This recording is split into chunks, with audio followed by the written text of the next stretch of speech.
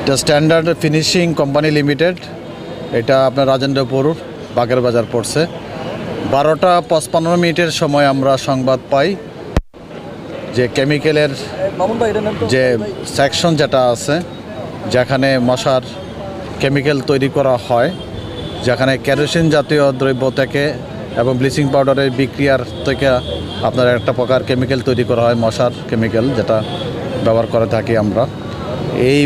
এই জায়গায় আপনার আগুনটা লাগে। আগুনটা লাগার সাথে সাথে কেরোসিন থেকে আগুনটা মাঠে চলে আসে। মাঠ থেকে পাশে একটা ফিনিশিং গুদাম ছিল, যেটা ফিনিশিং গুদাম এবং অ্যাডমিন সেকশন বলা হয়, দোতলা। এটা নিচতলা পর্যন্ত আপনার মাঠ দিয়ে কেরোসিনের মাধ্যমে আগুনটা ছড়িয়ে পড়ে। ফায়ার সার্ভিস 12:55 সংবাদ পাওয়ার প্রাপ্তির সাথে সাথে আমরা ঘটনাস্থলে আসি। আইসা আগুনের ভয়াবহতা দেখে আরও কয়েকটা ইউনিট আমরা নিয়ে আসি।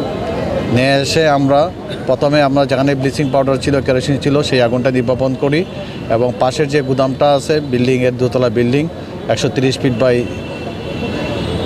40 ফিট হতে পারে। ওইখানে বিভিন্ন প্রকার মশার কয়েল জাতীয় পদার্থ আছে, আপনার তারপরে আপনার হারপিক জাতীয় পদার্থ আছে, বিভিন্ন প্রকারের তাদের ফিনিশিং গুডস আছে।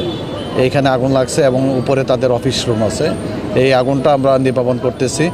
আমরা আমাদের কেমিক্যাল যেহেতু যে কোনো ধরনের বিপর্যয় হতে পারে, আমরা আমাদের নিরাপত্তা বজায় রেখে আমরা কাজগুলো করতেছি।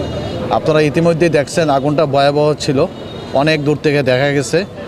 পাশে একটা পেট্রোল পাম্প ছিল, আমাদের চোখের সামনে আছে পেট্রোল পাম্প। এই পেট্রোল পাম্পটাকে রক্ষা করছে। এই পেট্রোল পাম্পে যদি আগুন লেগে যেত তাহলে আরও ভয়াবহ পরিস্থিতি হয়ে যেত।